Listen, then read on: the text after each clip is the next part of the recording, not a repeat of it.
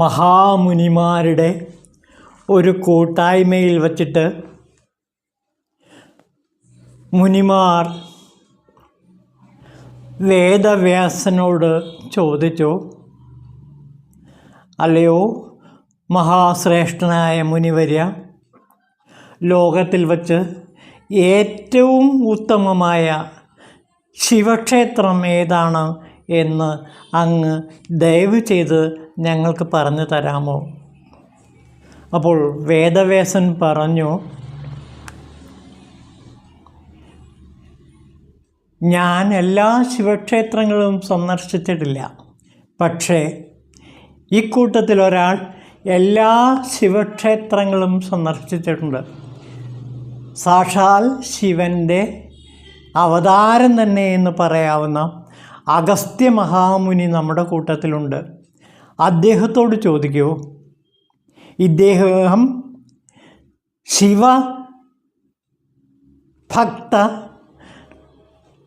ശിവഭക്തന്മാരിൽ വച്ച് അഗ്രഗണ്യനാണ്. മാത്രമല്ല സർവജ്ഞനായ ഷൺമുഖനിൽ നിന്ന് സർവവിദ്യകളും ഗ്രഹിച്ചവനുമാണ്. പണ്ട് സർവദേവന്മാരും ബ്രഹ്മാവ്, വിഷ്ണു തുടങ്ങിയവരും മുനിമാരുമെല്ലാം കൂടി ശിവനെ കാണുന്നതിന് വേണ്ടി കൈലാസത്തിൽ ചെന്നു. ആ സമയത്ത് ഭൂമിയുടെ തെക്ക് ഭാഗം ഭാരം കുറഞ്ഞത് കണ്ട് ഉയർന്നു വന്നു, ഉത്തരഭാഗം താഴുകയും ചെയ്തു. ഇത് കണ്ട് ശിവഭഗവാൻ ഭൂമിയെ സമമാക്കി നിർത്തുവാൻ അഗസ്ത്യനെ തെക്കോട്ടയച്ചു. നിങ്ങളുടെ ചോദ്യത്തിന് ഉത്തരം നൽകുവാൻ എന്തുകൊണ്ടും യോഗ്യനായിരിക്കുന്നത് അഗസ്ത്യ മഹാമുനിയാണ്. അതുകൊണ്ട് അഗസ്ത്യ മഹാമുനിയോട് ചോദിക്കൂ. അപ്പോൾ അഗസ്ത്യൻ പറഞ്ഞു, ശരി, ഞാൻ എല്ലാ ശിവക്ഷേത്രങ്ങളും സന്ദർശിച്ചിട്ടുണ്ട്. അതിൽ ഏറ്റവും മഹത്തരമായ ശിവക്ഷേത്രം എന്ന് പറയുന്നത് മധുരാപുരിയിലെ ശിവക്ഷേത്രമാണ്. മധുരാപുരിയിലെ ശിവക്ഷേത്രത്തിന് സമാനമായി ഈ 3 ലോകത്ത് ഒരു ക്ഷേത്രവും നമുക്ക് കാണാൻ കഴിയില്ല. അവിടുത്തെ ഹേമപത്മിനി സദൃശമായ തീർത്ഥം, സുന്ദരേശ്വര ലിംഗത്തിന് സമാനമായ ശിവലിംഗമോ വേറെയില്ല. അപ്പോൾ അഗസ്ത്യ മഹാമുനി പറയുകയാണ്, ഏറ്റവും ശ്രേഷ്ഠമായ ദേവാലയം മധുരാപുരിയിലെ സോമസുന്ദരൻ്റേതാണ്. ആ ലിംഗത്തിനോട് സമാനമായ മറ്റൊരു ശിവലിംഗം ലോകത്തിലില്ല. മാത്രമല്ല അവിടെയുള്ള തീർത്ഥം ഹേമപത്മിനി എന്ന തീർത്ഥത്തിന് സമാനമായ ഒരു തീർത്ഥവും ലോകത്ത് വേറെയില്ല. ലോകത്തിൽ വച്ച് ഏറ്റവും പ്രധാനപ്പെട്ട ശിവക്ഷേത്രങ്ങൾ 68 എണ്ണമാണ്. ഈ 68 എണ്ണത്തിൽ വച്ച് 16 എണ്ണം ഉത്തമമാകുന്നു. ആ 16 എണ്ണത്തിൽ അത്യുത്തമമായത് കാശി വിശ്വനാഥ ക്ഷേത്രം, പിന്നെ അതേപോലെ തന്നെ കാളഹസ്തി മഹാക്ഷേത്രം, ചിദംബരം ക്ഷേത്രം, ഹാലാസ്യ ക്ഷേത്രം, അതായത് മധുരാപുരിയിലെ ശിവക്ഷേത്രം, ആ മധുരാപുരിയിലെ ക്ഷേത്രം എന്നിവയാണ് ഏറ്റവും പ്രശസ്തമായത്. ഹാലാസ്യത്തിൻ്റെ പേര് കേൾക്കുന്നത് തന്നെ മോക്ഷം നൽകുന്നതാണ്. മധുരാപുരി എന്ന പേര് കേൾക്കുന്നത് തന്നെ ഒരാൾക്ക് മോക്ഷത്തെ നൽകുന്നതാണ്. അവിടെ സ്വയംഭൂവായ സുന്ദരേശ്വരലിംഗം സ്ഥിതി ചെയ്യുന്നു. അതുകൊണ്ട് ഈ ക്ഷേത്രം അത്യുത്തമമാണെന്ന് പറയപ്പെടുന്നു. ക്ഷേത്രവൈഭവം, ലിംഗവൈഭവം, തീർത്ഥവൈഭവം എന്നിവ കൊണ്ട് ഇവിടെ മഹേശ്വരൻ എല്ലായ്പ്പോഴും അധിവസിക്കുന്നുണ്ട്. അതുകൊണ്ട് ഈ ക്ഷേത്രം സർവസിദ്ധിദായകവും അതേപോലെ ലോകത്തിലെ എല്ലാ ശിവക്ഷേത്രങ്ങളിലും വച്ച് ഏറ്റവും അത്യുത്തമമായിട്ടുള്ളതുമായ ശിവക്ഷേത്രമാണ് എന്ന് അഗസ്ത്യൻ മറ്റ് മുനിമാരോട് പറഞ്ഞു.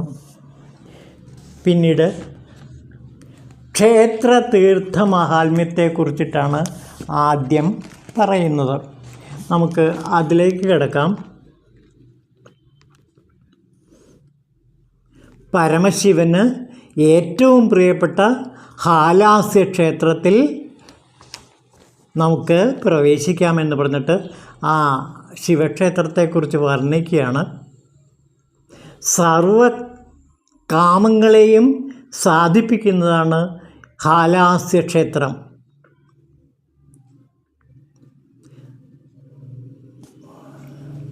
ലോകത്തിൽ ഇതേപോലൊരു ക്ഷേത്രം വേറെ എങ്ങുമില്ല.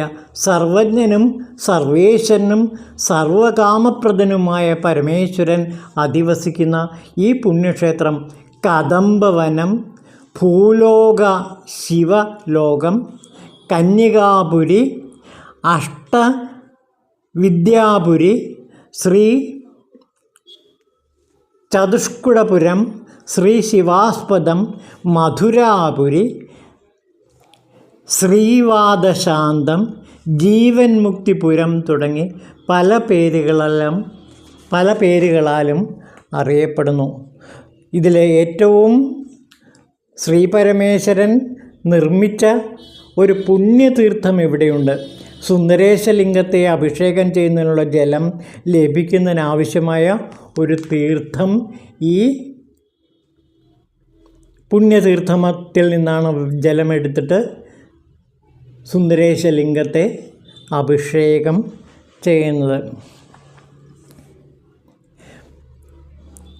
ശ്രീ പരമേശ്വരൻ തന്നെയാണ് ഈ തീർത്ഥം നിർമ്മിച്ചത്. ശ്രീ പരമേശ്വരൻ്റെ മഹാലിംഗത്തിന് തെക്ക് കിഴക്കേ ഭാഗത്തായി തൃശൂലം കൊണ്ട് ഭഗവാൻ ഒരിക്കൽ കുഴിച്ചു അത്രേ. അപ്പോൾ ബ്രഹ്മാണ്ടത്തിൻ്റെ അധോഭാഗം ഭേദിച്ച് പരിശുദ്ധ ജലം ധാരധാരയെ ഒഴുകി വരാൻ തുടങ്ങി.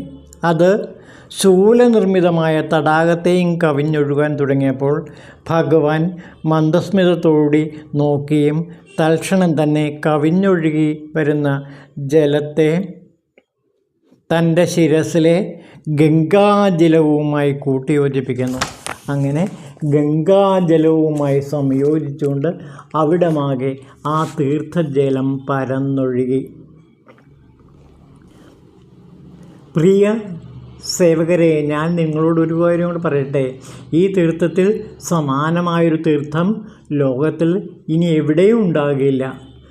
ശിവനായ എന്നാ നിർമ്മിതമായതുകൊണ്ട് ശിവത്തെ മംഗളത്തെ നൽകുന്നതുകൊണ്ടും ഈ പുണ്യതീർത്ഥം ശിവതീർത്ഥം എന്ന പേരിൽ ഭൂലോകത്തിൽ പ്രസിദ്ധമായി തീരും. സർവ്വതീർത്ഥങ്ങളിലും വച്ച് ശ്രേഷ്ഠമായതുകൊണ്ട് പരതീർത്ഥമെന്നും ആദിതീർത്ഥമായതുകൊണ്ട് ആദിതീർത്ഥമെന്നും വർദ്ധിച്ച മഹത്വത്തോടു കൂടിയതായതുകൊണ്ട് മഹാതീർത്ഥമെന്നും എൻ്റെ ശിരസിൽ വസിക്കുന്ന ഗംഗാസംയോഗത്താലുണ്ടായതുകൊണ്ട് ശിവഗംഗയെന്നും മുക്തിക്ക് കാരണമായതുകൊണ്ട് മുക്തിതീർത്ഥമെന്നും ജ്ഞാനകാരണമായതുകൊണ്ട് ജ്ഞാനതീർത്ഥമെന്നും മഹാപാപങ്ങൾ കൂടി നശിക്കുന്നതുകൊണ്ട് പാപനാശിനിയെന്നും പുണ്യശതങ്ങൾ വർദ്ധിക്കുന്നതുകൊണ്ട് പുണ്യപദമെന്നും ശൂലം കൊണ്ട് കുത്തി കുഴിച്ച ഉണ്ടായതുകൊണ്ട് ശൂലാഘാതമെന്നും പല നാമങ്ങൾ ഈ തീർത്ഥത്തിന് ഉണ്ടായി വരും. അങ്ങനെ ആ ഹേമപത്മിനി തീർത്ഥത്തെക്കുറിച്ച് വളരെ ഗംഭീരമായിട്ടുള്ള വർണ്ണനകൾ അഗസ്ത്യ മഹാമുനി തൻ്റെ കൂടെയുള്ള മറ്റ് മുനിമാർക്ക് പറഞ്ഞു കൊടുക്കുന്നു. മുനിമാരെ, ഇനി ഞാൻ ഹേമപത്മതീർത്ഥത്തിൻ്റെ മഹാത്മ്യത്തെക്കുറിച്ച് പറയാമെന്ന് പറഞ്ഞിട്ട് അതിൻ്റെ മഹാത്മ്യത്തെക്കുറിച്ചും പറയുന്നു. ആരുടെ പാപങ്ങളും ദഹിച്ച് കളയിപ്പിക്കാൻ തക്ക ശക്തിയുള്ള പുണ്യതീർത്ഥമാണ് ഈ ഹേമപത്മിനി തീർത്ഥമെന്ന് അതിൽ മുനി പറയുന്നു. അപ്പോൾ ഇവിടെ ഹേമപത്മിനി തീർത്ഥത്തിൻ്റെ മഹത്വത്തെക്കുറിച്ചിട്ടാണ് ഇവിടെ പ്രധാനമായിട്ടും പറയുന്നത്. ഹേമമാലിനിയിൽ വച്ച് പിണ്ടദാനാദികൾ ചെയ്താൽ അവൻ്റെ പിതൃക്കൾ അന്തമില്ലാത്ത കാലത്തോളം സ്വർഗത്തിൽ ആമോദത്തോടെ വസിക്കുമെന്നാണ് ഇവിടെ അഗസ്ത്യ മഹാമുനി മറ്റ് മുനിമാരോട് പറയുന്നത്.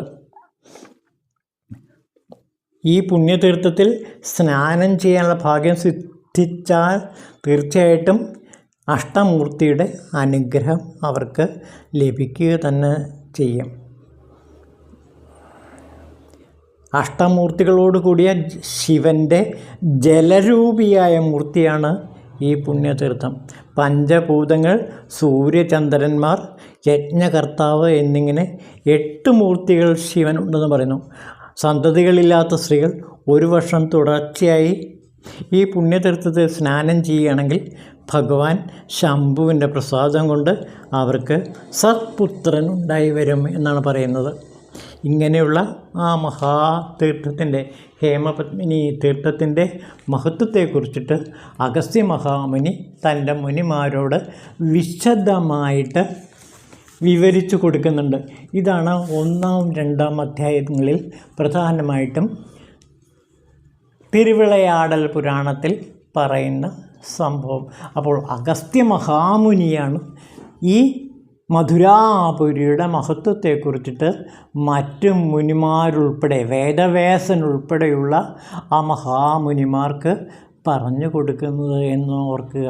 അപ്പോൾ ഇവിടെ ആ മഹാതീർത്ഥത്തിൻ്റെയും അതേപോലെ സുന്ദരേശലിംഗത്തിൻ്റെയും മഹത്വത്തെക്കുറിച്ചിട്ടാണ് ഇവിടെ സൂചിപ്പിക്കുന്നത്. സുന്ദരേശലിംഗം സാക്ഷാൽ ശിവൻ തന്നെയാണ്. ഇനി അടുത്തതായിട്ട് ഈ ലിംഗമഹാത്മ്യത്തെ, സുന്ദരേശലിംഗത്തിൻ്റെ മഹാത്മ്യത്തെക്കുറിച്ച് പറയുന്നുണ്ട്. അത് നമുക്ക് അടുത്ത ദിവസം മനസ്സിലാക്കാം. ഓം ശിവായ നമഃ.